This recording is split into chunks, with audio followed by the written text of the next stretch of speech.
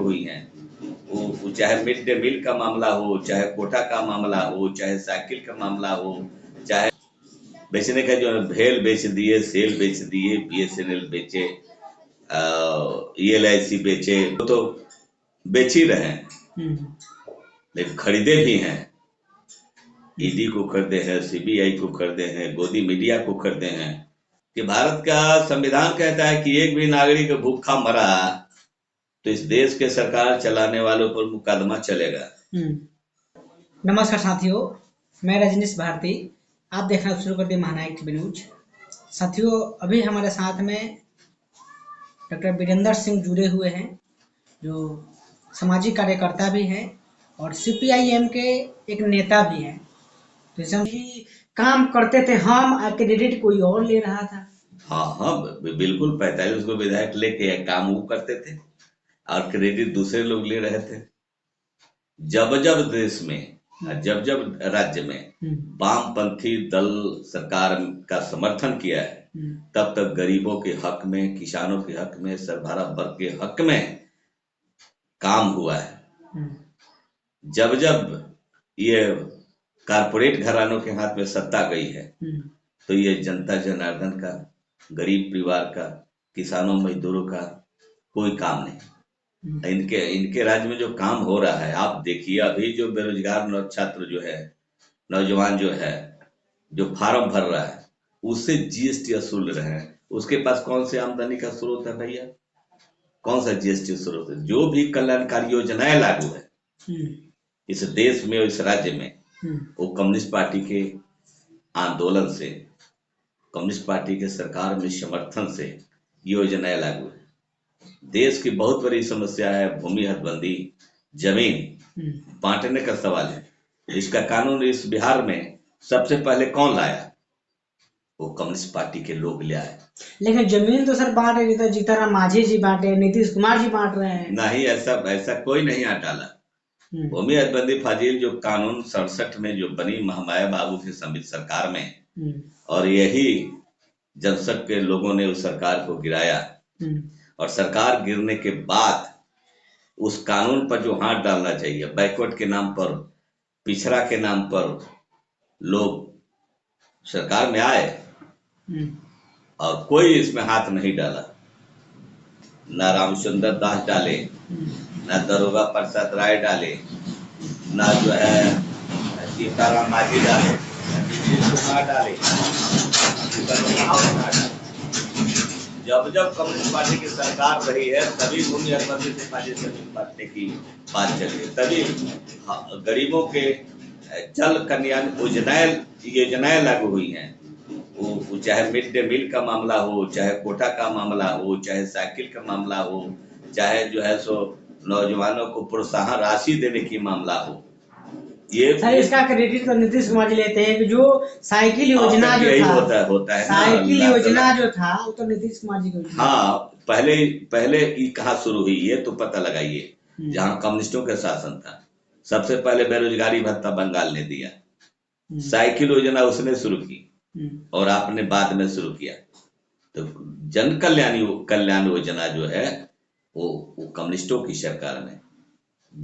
किसानों के लिए फसल बीमा योजना की बात हुई तो कम्युनिस्ट पार्टी के उस समय चतुरानंद मिश्र हमारे जो है कम्युनिस्ट पार्टी के किसान मंत्री थे, वो राजस्व मंत्री थे, जिसने बीमा योजना लाया। अभी जो अभी लोकसभा का चुनाव आने वाला है, लगातार लोग तैयारी कर रहे हैं, इसका क्या होने वाला है सर? कैसे देख रहे हैं आप लोग? इस चुनाव में हम लोग आएंगे, इस चुनाव में हम लोग आएंगे। प्रधानमंत्री का चेहरा चेंज होगा कि वही रहेगा? प्रधानमंत्री का चेहरा तो निश्चित चेंज होगा। प्रधानमंत्री जी अभी तक ये जो कहते हैं कि हमने जो चाय बेचा है, तो ये तो खुद वही कह रहे हैं कि हमने चाय बेचा है, और चाय बेचने का अनुभव तो उनके पास है कि अब वो चाय नहीं, अब वो स्टेशन बेच रहे हैं, स्टेशन बेच रहे हैं। अभी तक उनका जो बेचने का जो अनुभव है, बेचने का जो भेल बेच दिए, सेल बेच दिए, BSNL बेचे, ELIC बेचे, रेलवे बेचे, सबको तो बेच ही रहे हैं। लेकिन खरीदे भी हैं। ईडी को खरीदे हैं, सीबीआई को खरीदे हैं, गोदी मीडिया को खरीदे हैं भाई, पैसे बेच के उधर से लाए तो इधर खरीदे। तो ये जो बिकाऊ जो माल है, आज जो खरीद में आए हैं, रात दिन जो झूठी प्रचार कर रहे हैं, ये झूठी प्रचार, ये सरकार का ये आंकड़ा कहता है कि 82 करोड़ लोग गरीबी रेखा से नीचे हैं। आप विकास का ढिढोरा पीट रहे हैं, ये आप ही का आंकड़ा कह रहे हैं। विकास के आंकड़े में जब हम आगे होते तो ये 5 किलो अनाज की हमें जरूरत क्यों पड़ती भाई, क्यों पड़ती? तो विकास जो है उनका भारत के विनाश की तरफ ले जा रहा है। प्रधानमंत्री जी का कहना है कि हमारे भारत के एक भी नागरिक भूखे नहीं मरना चाहिए, इसीलिए 5 किलो अनाज दे रहे हैं। तो भारत का संविधान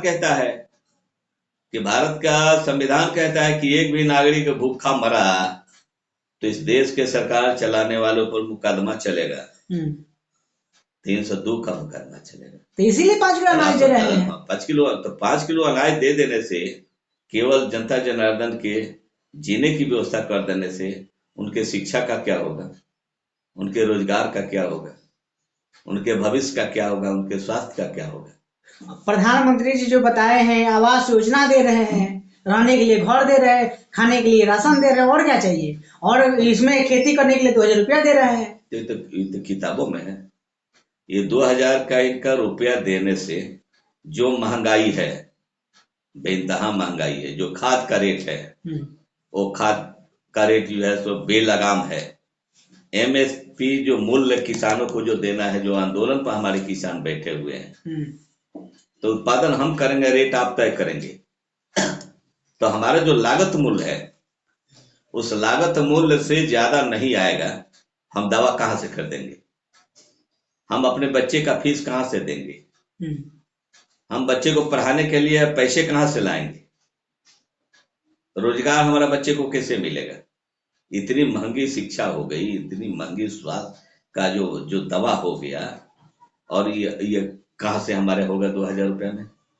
आप सोचिए। यानी कहीं कभी आपके प्रधानमंत्री का चेहरा चेंज हो जाएगा। बिल्कुल।